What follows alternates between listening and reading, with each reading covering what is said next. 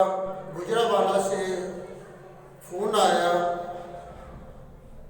وہ فون کرنے والے کہنے لگے کہ بیٹی کو ٹانگ میں درد ہے، بچی کو کئی مہینوں سے ٹانگ میں درد ہو رہی ہے، دوائیں کھا لی ہے، ڈاکٹروں کو دکھا لیا ہے، سکون نہیں آیا، کسی بھی جگہ سے کوئی تھوڑا سا بھی فائدہ نہیں ہوا۔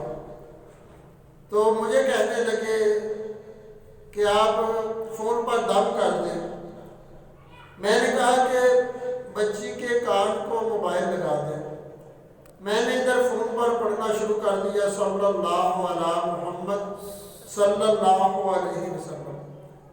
میں پڑھتا گیا، وہ سنتے گئے۔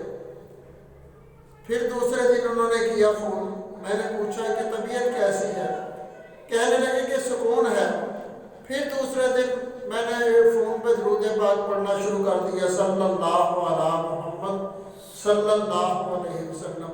میں پڑھتا گیا، 10 مرتبہ پڑھا یا 12 مرتبہ، جتنی مرتبہ بھی پڑھا صلی اللہ علیہ محمد صلی اللہ علیہ وسلم، وہ بچی سنتی گئی۔ پھر جب تیسرے دن انہوں نے فون کیا تو میں نے پوچھا کہ اب طبیعت کیسی ہے؟ وہ بچی کہنے لگی کہ پہلے یہ حالت تھی کہ میں بیٹھ نہیں سکتی تھی، کھڑی نہیں ہو سکتی تھی، درد کی شدت کی وجہ سے میں لیٹ نہیں سکتی تھی، کسی بھی وقت سکون نہیں ملتا تھا، مگر جب سے یہ آپ کو فون کیا، دم کروایا، دم کیا کروایا؟ جب سے درود و سلام سننا شروع کیا ہے صلی اللہ علیہ محمد سننا شروع کیا ہے، اس دن سے بالکل سکون ہو گیا ہے۔ ٹانگ کی درد کا نام و نشان نہیں رہا۔ نہ بیماروں کو دوا اور پلائی جائے، بس انہیں مالا درودوں کی پہنائی جائے۔